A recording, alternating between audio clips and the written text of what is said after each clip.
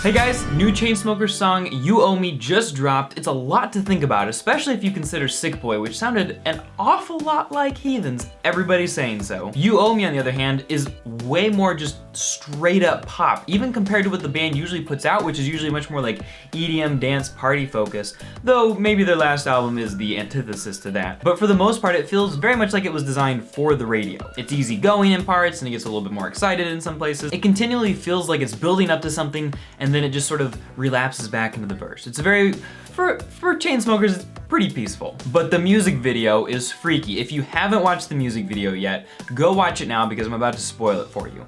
5, 4, 3, 2, 1. They turn into freaking vampires. Yeah, honestly, I was a little bit surprised by the music video, as were most of the commenters.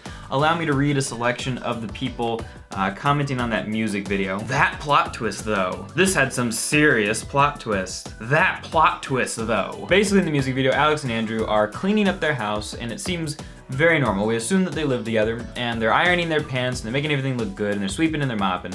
And then they have some friends come over and halfway through the dinner, they eat them. Their eyes roll back and it's like they've got like completely black eyes and they start like chewing on people's necks and tearing people's arms off. And then at the end they start cleaning back up again. And honestly, there's not much more to say to it other than, wow, that plot twist though. Even though technically it's not really a plot twist. I mean, technically a plot twist is something unexpected, but I don't think that they ever really gave us anything to expect in the first half of the music video. So it feels more like a development. But I think that the music video fits naturally with what the lyrics are talking about. And you can see these lyrics in verse 1.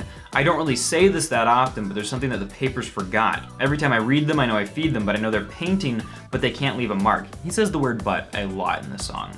Because my friends don't read the papers and they don't really care if we're awesome or not. So every time I read them, I know I feed them, but I know they want to see me hang on the wall. Now, I think what he's talking about here maybe has to do with songs like Sick Boy.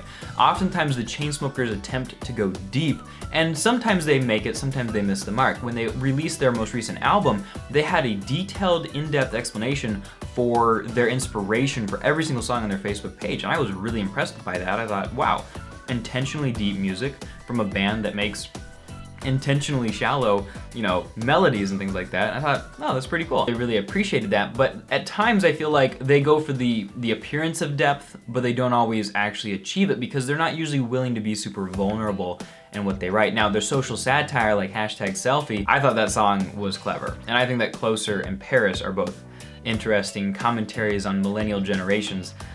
But I mean, I could be reading too much into it. So I think that they do that, but they're struggling between people looking at them differently. So he says the papers, and I think he's talking maybe about the old-fashioned people there because his friends, his young friends, don't read them. So he could be saying that like millennials aren't going to care what they have to say because the papers are for a different audience, but I know I read them sometimes. He could just be talking about the media in general, particularly to the fact that, when you, even if an article is complete garbage, but you click on it and you give them a little bit of ad revenue, you're still supporting that system. But he tries to not let it bother him by reminding him that his friends, the people he's truly trying to impress, don't actually read the newspapers anyway. We move into the chorus. He says, you don't know me, talking to the media. Don't you think that I get lonely? Don't you understand that, like, maybe I can write deep lyrics too? I think is what he's saying here. It gets dark inside my head. Check my pulse and if I'm dead, you owe me. And this is where I think Chainsmokers is trying to ride off the same cultural wave that maybe 21 Pilots is, which could be heavily collaborated by the fact that Sick Boy really sounded like Heathens. And so he says, it gets dark inside my head. And he doesn't really explain why or how. Tyler Joseph is much more specific when he talks about his. And Mike Posner, I Took a Pill in Ibiza, he gives specific examples of what bothers him, and he had a huge backstory to that song. We just hear that Andrew and Alex are sick boys, or they are lonely, or it's dark inside their head, but we don't really know why. And so that's a good example of them trying to be more pop ready rather than actually getting into the depth and the vulnerability of what deep lyrics like really can be. But he continues, check my pulse and if I'm dead, you owe me. And he's basically saying that, you say that like I'm just shallow and everything's great and everything's fine, but if I really have like a dark inner life, then you owe me because you basically killed me, or something like that, or just because I was dead all along. And I think that directly ties in with the music video, because in the music video, they are dead all along. I don't know why they're killing their friends when it's their friends that they really, wanted to impress. But it could be that the first half of the video where they're just, making everything clean is how people see them, like, oh, you're a clean, well put together pop band that just wants to do their own thing, DJ duo, whatever. And then in the second half, they're like, no, we really have darkness inside of us, or it really can get weird around here. In any case, they're at least saying in the music video, we're not exactly what we seem. If you really wanted to convince me that you were a hugely deep and thoughtful band though, pulling in vampires seems like low-hanging fruit. And then it was just so unexpected. Like, there should be like maybe some hint or something. It's just like, we're cleaning and now we're vampires. What? Anyway, I'm a song explainer, not a song reviewer, so I definitely want you guys to make up your own mind about that. But let's go ahead and continue with the rest of the chorus. If you're lonely, don't you think you're on your own? So he's talking to other people now and saying, hey, maybe you can relate, which is a hallmark of pop music. They want their listeners to be able to relate to what they're saying, and so they make it as general as possible. And that's why he's saying it's just dark inside my head and not saying why, because he wants pop listeners to be able to say, yeah, I can sing along with this too, and it applies to me, and then they fill in the blanks with, whatever their own problems are. But don't you think you're on your own when it gets dark inside your head? Check my pulse, and if I'm dead, you owe me, and they go back to the main theme. Then we get into verse 2. Say it to my face if you mean it. He's talking to the people who try to call him out. Say it to my face, but you won't. I know I'm not losing. He's actually doing well in his career and everything, but I'm losing my mind, partially because of how dark it is inside of there, and partially because of the external forces that are, berating him. Does anybody know what that's like? Again, it goes back to this clear demand to relate to their audience and for their audience to say, yeah, that's me too. Which, out of all of the people who enjoy deep lyrics, I probably like the Chainsmokers the most of anybody. I want to give some advice to the Chainsmokers. You have three options. You can write straight up pop music, you can write deep lyrics, or you can do both. But you have to get rid of all elements of pandering.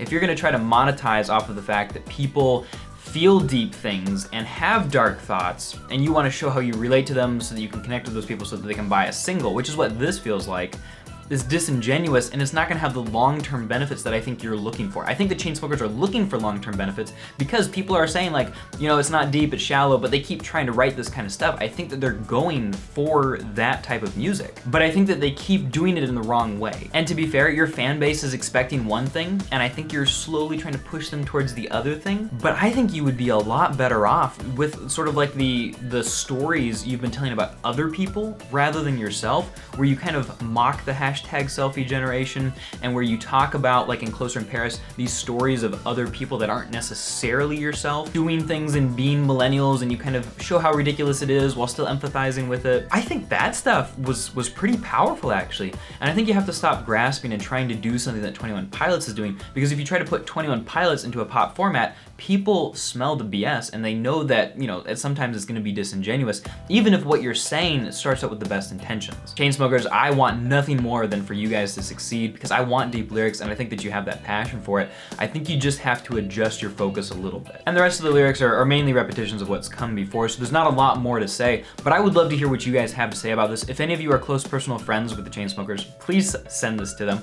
I'd love I'd love for this wildly successful multi-millionaire DJ duo to come and chat with me about the theory and the motivation behind deep lyrics. But I also want to support them when they do things right. And I think they're looking for people who enjoy deep lyrics to enjoy their music. And so I'd like to let them know that at least one person out there is kind of a fan of what they're trying to do and sees huge potential for where they're going. But yeah, thanks for watching everybody. Don't forget that tomorrow, February 17th, is the first day of Patreon week. Don't forget to sign up for Patreon, get cool swag, join a community of people who'd enjoy discussing song lyrics, and get to pick songs for me to explain on the Still Needs Explaining podcast. Don't forget to comment a Chainsmokers song that I should explain next time, and I will talk to you all later.